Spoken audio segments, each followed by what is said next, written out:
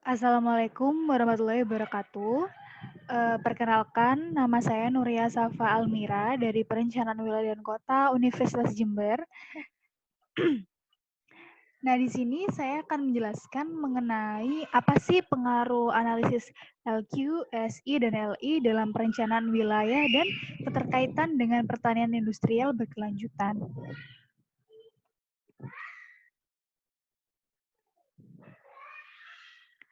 Nah, yang pertama, apa sih LQ itu?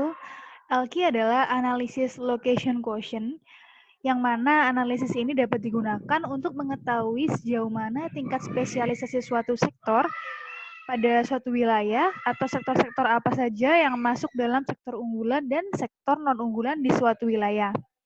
Rumus dari analisis LQ ini sendiri yaitu VI pangkat R dibagi VR, V pangkat R dibagi lagi dengan V1 dibagi dengan V, dengan keterangan nilai PDRB suatu sektor kabupaten kota, nilai PDRB seluruh sektor kabupaten kota atau total jumlah PDRB-nya, dan kemudian sama, cuman yang satu ini tingkat provinsi.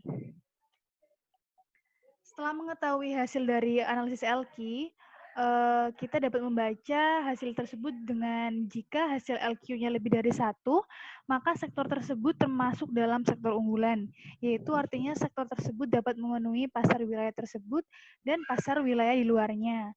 Namun, jika LQ kurang dari 1, maka sektor tersebut termasuk sektor non-unggulan, yang artinya sektor tersebut hanya mampu memenuhi pasar di wilayah itu sendiri. Kemudian, apa saja sih kelebihan dan kekurangan dari analisis LQ? Keunggulan dari analisis LQ yaitu merupakan analisis yang mudah dan cepat digunakan sebagai alat analisis awal di suatu wilayah, yang kemudian bisa dilanjut dengan analisis yang lainnya. Sedangkan kelemahan dari analisis LQ ini adalah analisis LQ ini merupakan analisis yang sangat sederhana, maka perlu adanya data yang sangat akurat dan dapat diuji kredibilitasnya. Kemudian yang kedua yaitu apa sih analisis LI ini? Analisis LI atau Localization Index merupakan salah satu indeks yang menggambarkan pemusatan relatif suatu aktivitas dibandingkan dengan kecenderungan total di dalam wilayah, atau secara umum analisis ini digunakan untuk menentukan wilayah mana yang potensial untuk mengembangkan aktivitas tertentu. Persamaan Localization Index ini bisa dikatakan merupakan bagian dari LQ. Nah, rumusnya itu dapat dilihat yaitu setengah dari sigma X I sama dengan 1 dan dalam kurung itu rumus LQ. Jadi, keterkaitan antara LI dan LQ ini ada rumus yang sama. Jadi, dalam rumus LI juga dimasukkan rumus LQ. Jadi, begitu.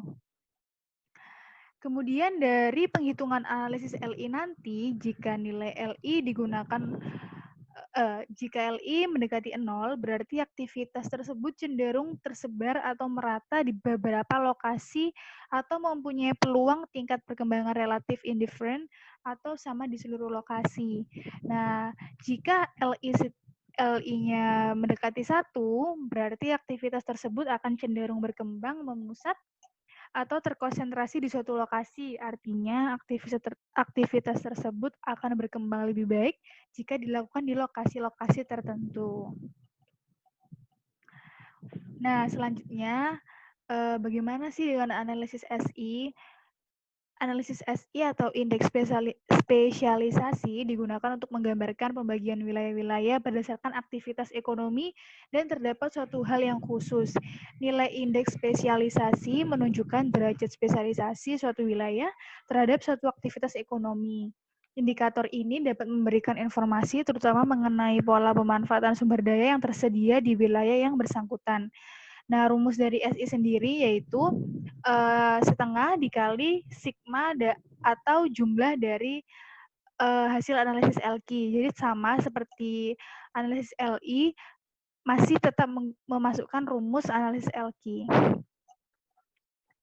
Nah, pemahaman analisis SI yaitu jika nilainya mendekati 0, berarti tidak ada kekhasan atau tidak ada spesialisasi.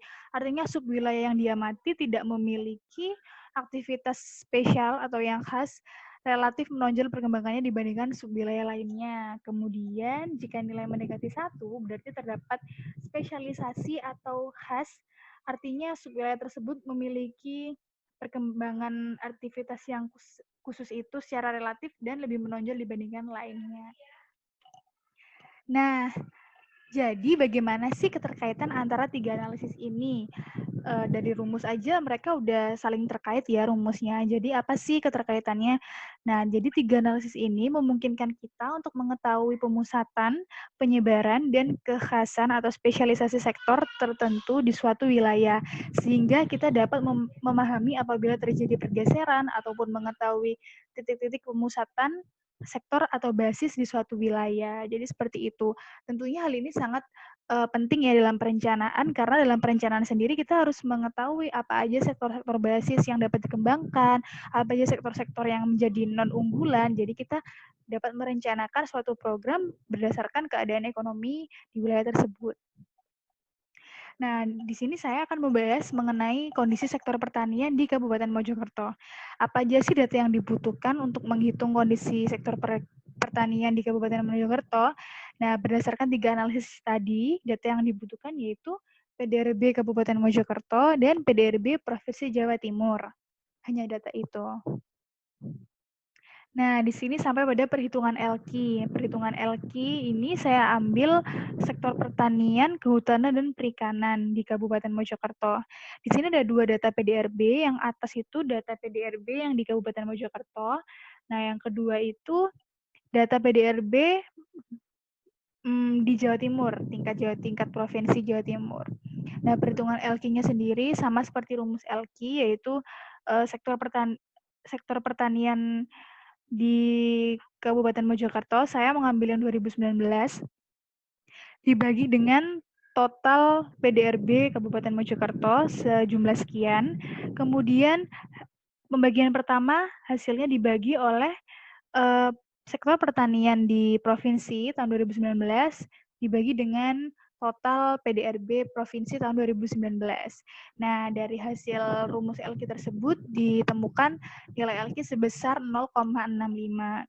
Di sini artinya jika LQ kurang dari 1, maka sektor tersebut merupakan sektor non-unggulan, yang artinya sektor tersebut hanya mampu memenuhi pasar di wilayah itu sendiri. Nah, yang kedua ini adalah perhitungan SI. Data yang digunakan masih sama, rumus yang digunakan pun hanya sedikit mengalami perbedaan. Nah, hanya ditambahi dengan 0,5 dikali rumus dari LQ. Nah, di sini tentunya sangat memudahkan ya. Jadi kita sama dengan 0,5 rumus konstan dari SI dikali dengan hasil LQ. Jadi sangat memudahkan. Ditemukan hasil yaitu 0,325. Nah, di sini jika LI mendekati 0, di mana 0,325 pembulatan ke bawah kan lebih dekat ke 0. Nah, berarti aktivitas tersebut cenderung tersebar atau merata di beberapa lokasi atau mempunyai peluang tingkat perkembangan relatif indifferent atau sama di seluruh lokasi. Nah, kemudian perhitungan LI, data yang digunakan juga masih sama dan perhitungannya pun masih sama.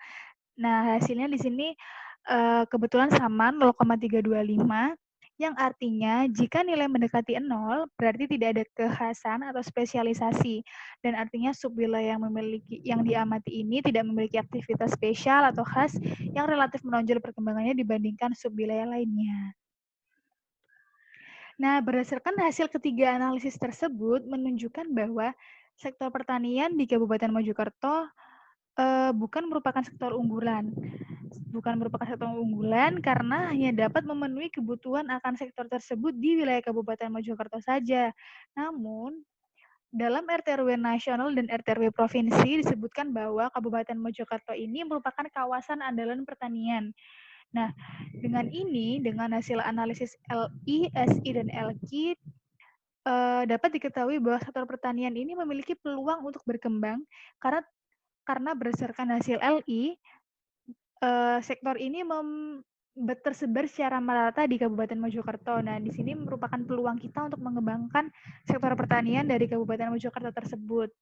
Nah, Hal ini dapat dijadikan acuan guna merencanakan wilayah pertanian atau pertanian industrial yang berkelanjutan.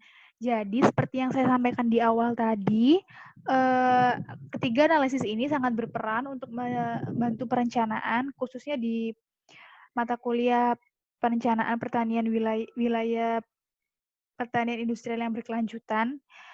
Nah, karena analisis ini membantu kita menemukan peluang-peluang, potensi, dan dasar untuk menyusun suatu program. Nah, dari itu saja yang dapat saya sampaikan. Mohon maaf jika apabila terjadi kekurangan dan salah-salah kata. Sekian, wassalamualaikum warahmatullahi wabarakatuh.